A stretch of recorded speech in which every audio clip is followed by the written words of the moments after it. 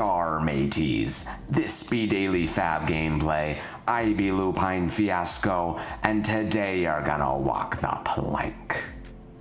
I'm kidding, we're not gonna do anything that exciting. No, we're playing Flesh and Blood. What we do here is review replays of games that I played on the Talishar.net client days or weeks ago.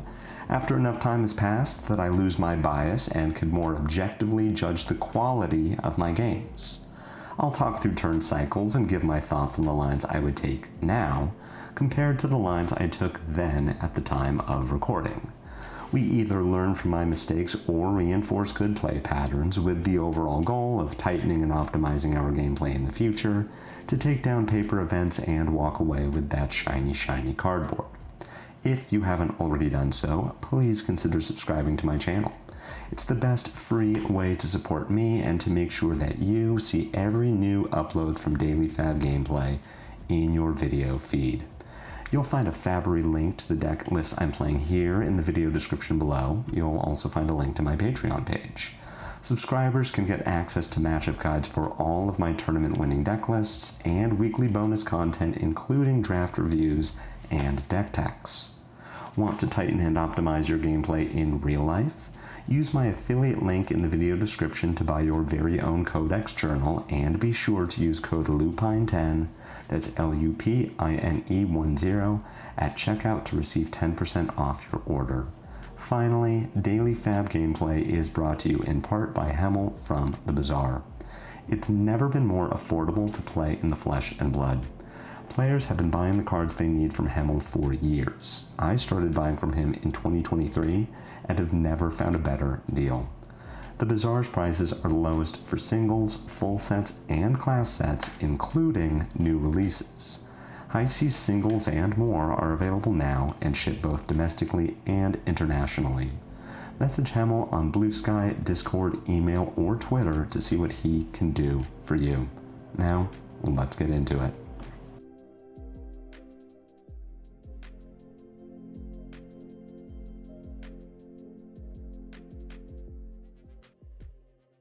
Whoa, Lupine, what's going on? This isn't Gravy. It's true. This is a different hero. She has skin.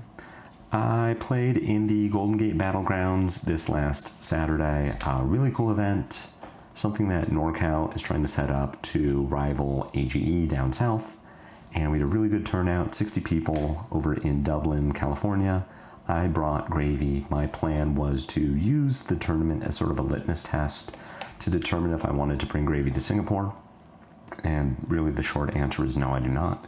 Gravy is obviously a very good deck, has been putting up results over the last few weeks, but it's a very difficult deck to pilot well, and my brain is too small for that. I'm going to keep working on Gravy on my own time, refine the lines, wait for deck lists to be refined by other better deck builders than I am, and this won't be the last time you'll see Gravy on the channel, but for Singapore at the very least, the room is going to hate Gravy, and I am not proficient enough with Gravy yet to be able to pilot the deck well through a room of targeted hate. So I am returning to what I know. My brain thinks in 0s and 4s, and for the one person who commented last week or 2 weeks ago and said, ugh, Gravy, Daily FaB Gameplay, always playing meta decks. You should have waited for this video because, yes, that's exactly what's happening. We're piloting Cindra. We have paired into Fang. The nice thing about Cindra, as opposed to Gravy, is that you do get a choice in whether you want to go first or second. Generally, it's second. We are a just very straightforward aggro deck. We want to be able to block out on turn 0 as much as possible so that on turn 1 we get the first real attack at our opponent's life total.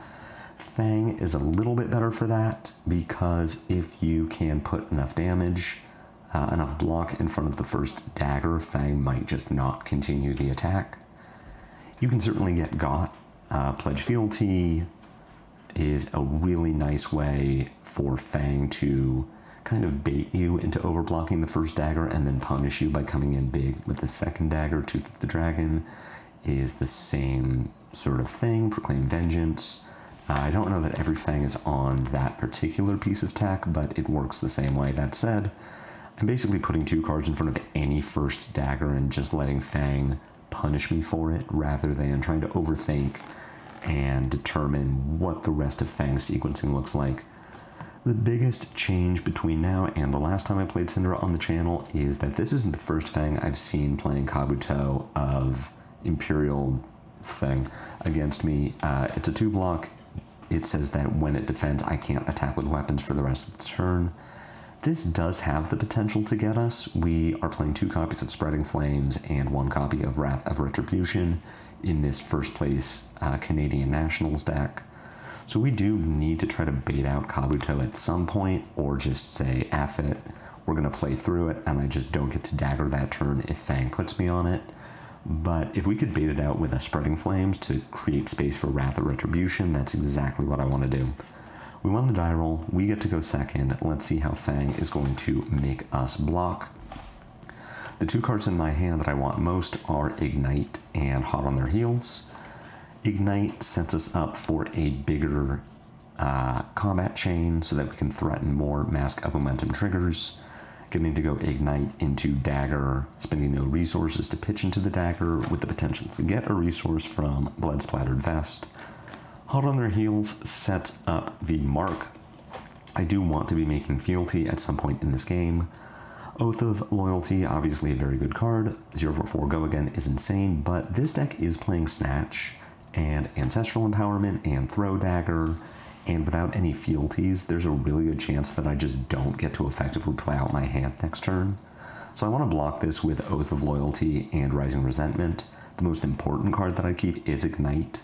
It could also be Rising Resentment, just a natural Draconic starter, so that I don't need to pitch a card to attack with Kunai to start my chain. I might want to do that, depending on the texture of my next hand, but I don't want to need to do that. So we're going to put Oath and Rising Resentment in front of this dagger. We're going to let Fang punish us for it. Perforate has the potential to set up more damage on the back half of this turn, but Perforate does not give Obsidian Firevane Go Again. It isn't Draconic.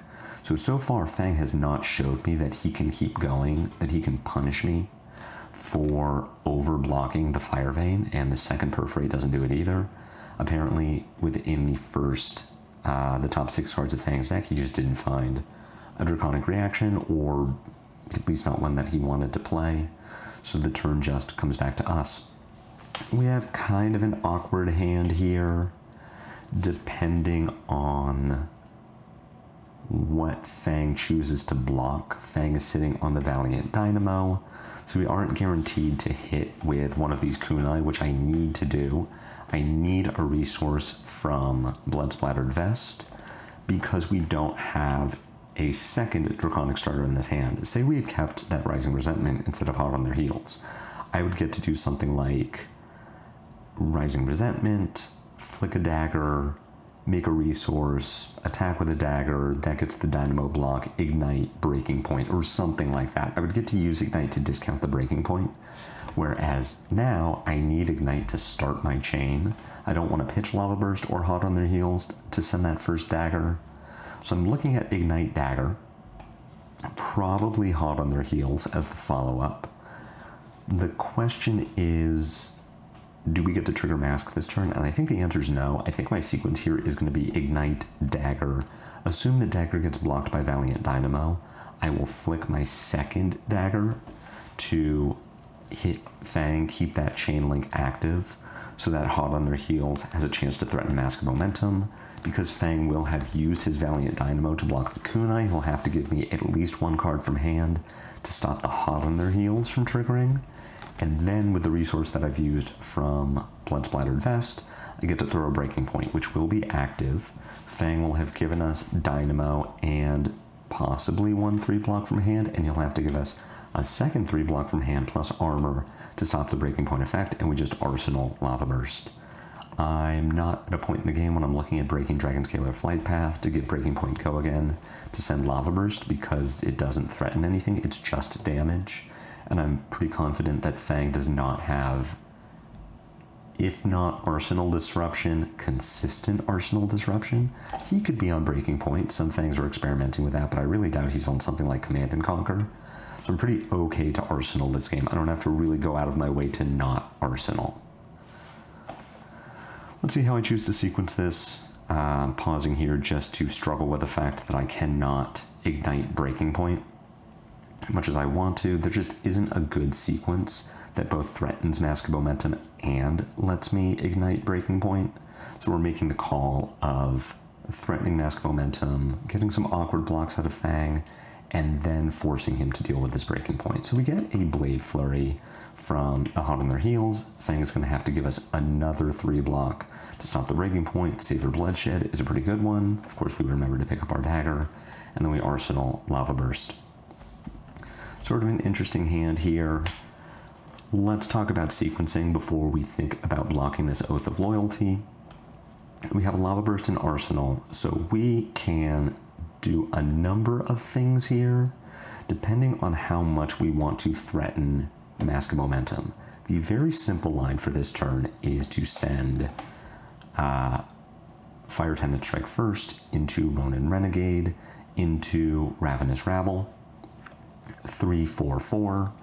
At some point in there, we will want to flick our kunai, and we probably want to use Blood Splattered Vest to get a resource, because between Fire Tenant, Rabble, Ronin Renegade, and Lava Burst, we are only putting 2 Draconic Links on the chain, so I would not be able to activate Cindra for free. I will need a resource, and then we Arsenal Blood Runs Deep. The other line we could take, because Blood Runs Deep is Draconic, is we could Fire Tenant, Ronin Renegade, Ravenous Rabble, flick a dagger at some point in there, make a resource with Blood Splattered Vest, then throw the Blood Runs Deep. We just send it for 2. Again, we only have 2 Draconic Links on the chain, so we can't activate Cindra to buy back our daggers for free, and then throw them with Blood Runs Deep, and then send Lava Burst.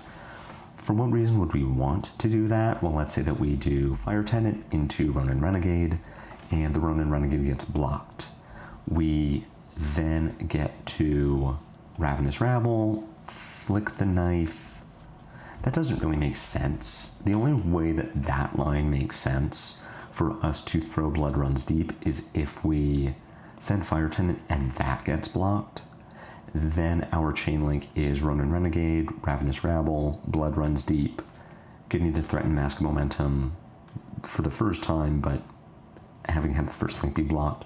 We shouldn't do that. We should just do 3/4/4/5, flick a knife in there, Blood Splattered Vest, get both knives back, Arsenal Blood Runs Deep, and just wait for a Spreading Flames or Wrath of Retribution, just some reason that we would want to throw a bunch of daggers and then buy them back. Does that mean that we're blocking? No. It means that we're just taking a bunch of damage, and then we get to send back a 4-card 16 that potentially draws another card, and then Arsenal one of our power cards in Blood Runs Deep. Sorry, a 4-card 17, because we're throwing a dagger in there too. So we just take 8 from Fang. 2-card 8 is pretty good. Again, my line should be 3/4/4/5, flicking a knife somewhere in there and buying them both back.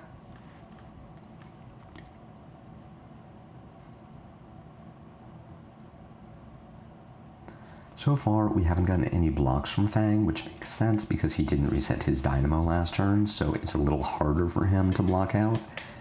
Now we're in an interesting situation where the line I described with Blood Runs Deep, flicking our knife here, getting a resource with Vest, then playing Blood Runs Deep for just 2 go again, makes more sense, because now Blood Runs Deep does threaten a Mask of Momentum trigger, because Fang let the first 2 chain links hit. We flick knives now, we keep Mask alive, we throw Blood Runs Deep. Fang needs to give us another card because he can't fully block it out with Brave Forge Bracers. Valiant Dynamo is down, and if Fang gives us Kabuto of Imperial Authority, remember the name, on the Blood Runs Deep, that just means that we get to play our Spreading Flames or Wrath of Retribution with absolutely no consideration for counterplay from Fang. So it's a little greedy because what we could do instead is just same very safe line, flick knives, throw a dagger, get a resource with Vest, play Lava Burst for 5. What is a little more interesting about that line is if Fang doesn't block the Lava Burst, which he kind of isn't incentivized to do, we just take an intellect penalty. We would draw a card for Mask of Momentum and then not be able to effectively use one of them. I guess we could use our floating resource to pay for Dragonscaler Flight Path on the Lava Burst to give it go again. Then maybe we do get to play out Blood Runs Deep, because now we have 2 Draconic Chain Links to pay for it. So that's actually the line that I want to take here. I want to flick here, I want to use my Vest, and then I want to send Lava Burst for 5, and let Fang figure out how he's going to deal with Lava Burst for 5, again noting that he needs to give us at least 1 card to stop it, rather than sending the Blood Runs Deep here. Blood Runs Deep here for just 2 go again is a little bit of lost value. We don't have the Draconic Chain Link still to activate Cindra for free, so we do get a card. And then I just make the choice to throw the Lava Burst. I don't hate this line. Again, I don't feel like Fang can really threaten my arsenal, but we had a finisher in our arsenal that made this turn a little awkward to play out. Also, we want to throw a Draconic attack so that we can activate Cindra for free.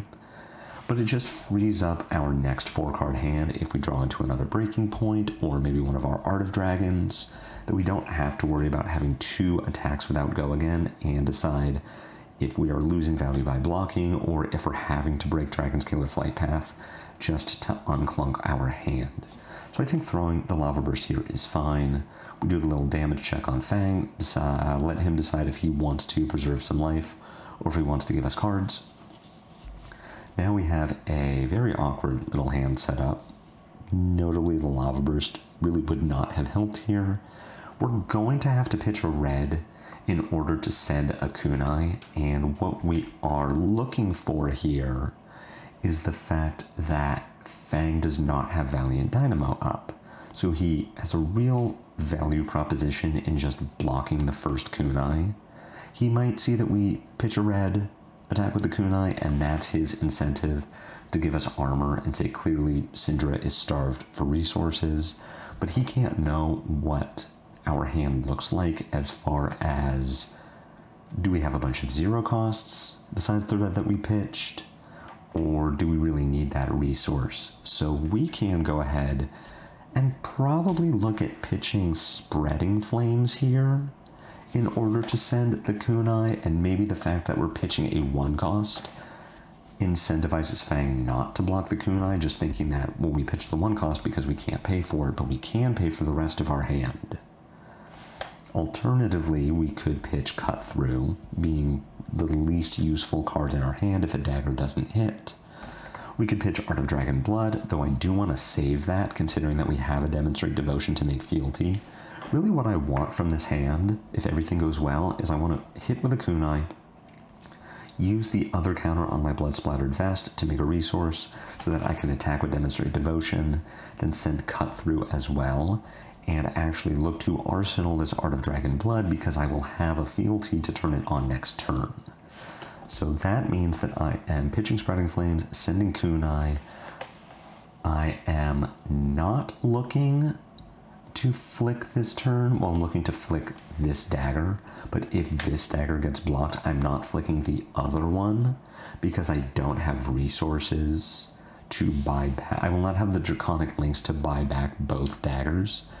And at this point, if I am pitching Art of the Dragon Blood, it means that I'm arsenaling Spreading Flames. I want to have daggers on my next turn to pair with Spreading Flames. So I pitch the Art of Dragon Blood, which means that I have a couple of lines. I could send Cut Through with the intention of flicking the current kunai that's on the chain, and if Fang has Shelter from the Storm or Slap Happy or any sort of damage prevention, I just get blown out. Or I pitch Cut Through and attack with Demonstrate Devotion, send 4, make a fealty, and arsenal the Spreading Flames. And that's the best way to salvage this turn, This was a very bad turn, right? This is a 3-card 5. But if Fang was going to give us the Brave Forge Bracers anyway, that's kind of the best we can do with this hand. We do get to flick a dagger here, Fang notably not giving us Shelter from the Storm. Is that because he doesn't have it, or is that because he doesn't consider us a threat at this moment? Either way, it works out for us. Let's look at our next hand. We've got 5 cards. We've got a Spreading Flames and Arsenal. We've got a blue to pay for it. We have a Kunai of Retribution, a Flick Knives, and we will have the Draconic Links to buy back both of our daggers. But Fang has Kabuto of Imperial Authority, so we cannot count on being able to attack with kunais if we do the thing we want to do, which is lead with Spreading Flames. If Fang was on Crown of Providence or had already used Kunai of Kabuto of Imperial Authority, then I am 100% slamming Spreading Flames into kunai, into probably Blaze Headlong, into Ronin, Demonstrate Devotion. I'm using the last counter of my Blood Splattered Vest. I'm flicking, I'm Cindraing, I'm attacking with both of the daggers that I get back. But because Fang has Kabuto, I am not going to do that. I am instead going to play out a slightly suboptimal Spreading Flames turn, but still a very good one, where we get to send Kunai first, then Spreading Flames, then probably Demonstrate Devotion, using all 3 of our resources, into Ronin Renegade for 4, into Blaze Headlong for 5. I get to flick a knife, I get to buy both of my daggers back. So that means that I am threatening 1, 4, 8, 12, 17, 18 damage with 5 cards and multiple Mask of Momentum triggers. I'm at 32 life. I'm not blocking any of this. We could block with Dragon Scale or Flight Path here, just to have blocked with it, in case we draw for Mask of Momentum and it turns out that we, I don't know, need to use our Flight Path. Probably the way that I would use Flight Path here is if Mask of Momentum drew me Wrath of Retribution, and 100% cracking Flight Path, or I'm just cracking it if I draw another blue and have resources to pay for my additional Kunai of Retribution attacks. Given the Flight Path here, it's pretty unlikely that Fang was not going to have a way to give this dagger +1 and go again, but I don't know, on the off chance that the other card in his hand was Sigil of Solace, his 3rd Sigil of Solace, just Arsenal Pass, like, giving the Flight Path here makes sense. But honestly, I was not expecting to be able to stop Fang from making fealty by clearing our mark that turn. So again, we want to lead with Kunai because this is not going to incentivize Fang to block with Kabuto, and if we led with Spreading Flames, he is incentivized to block with Kabuto, and I just want to put another Draconic Link on the chain before I send Spreading Flames. Now we have an interesting decision where Fang hasn't used Kabuto yet, so if we were to flick a knife here, activate Blood Splattered Vest, make our last resource, activate Cindra, buy back our daggers, one of those daggers can attack again. Does that seem worth it? Maybe, depending on how the rest of this turn goes, but I don't need to worry about it right now. Currently, Fang needs to give us at least 1 card from hand and Dynamo to stop the Demonstrate Devotion from triggering Mask of Momentum. We get to do our Flick Knives thing. I am not going to put a counter on Blood Splattered Vest. It isn't worth it to me to give up my Blood Splattered and a dagger in order to push 2 more damage this turn. It doesn't help us threaten Mask of Momentum, but we are going to throw that Blaze Headlong because it's 5, and we're just creating such a huge life deficit between ourselves and Fang that he's going to be in a really hard spot to actually come back here. Fang sends the Kabuto, the Fire Fiend. We are marked. Fang currently has 2 fealty. I don't want to just give him a 3rd fealty. What does our hand do? Our hand does something like Dagger, Dagger, Blood Runs Deep, Hot on Their Heels, Cindra, Flick, Breaking Point, which is just good. 1, 2, 5, 9, 10, 15 damage with multiple on hits. Fang is at 12. Between the fact that we are threatening Mask Momentum on head jabs and a breaking point, which has an additional effect that Fang will want to block, I don't think that I will trigger Mask of Momentum ever again in this game, which means that I am going to use it to block this Fire Vein, because depending on what Fang has, if he just has another 0 for 3 reaction, then like, yeah, he's going to hit me and he's going to break the mark, make the third fealty, whatever. But if he is counting on something like Pledge Fealty or Tooth of the Dragon that lets him give this +1 and go again, but no extra power, like if Fang is counting on Tooth of the Dragon and hitting to make the third fealty to send the second Fire Vein for free, this just blows him out. If he gives us a 0 for 3, that's fine. We prevented 2 damage. I'm not confident that I was ever going to trigger Mask of Momentum again. And then Fang keeps an arsenal, and that's fantastic for us because now Breaking Point is online. So we're still at 24 compared to 12. We are threatening lethal this turn. And because we no longer have Mask of Momentum, we don't have to think about optimal sequencing for Mask. We just have to think about what does the most damage, which, like I described, is Dagger, Dagger, Blood Runs Deep, Hot on Their Heels, Cindra, Flick, Breaking Point. We're pushing 1, 2, 5, 7, 9, 12, 13, 18 damage. 1, 2, 4, 6, 9, 10, 15 damage, sorry. Potentially marking, no, but now we get to Breaking Point, and we are going to also throw a dagger, just effective, true damage, pushing Fang down into lethal range. We're not going to Blood Splattered here, we're just holding on to that.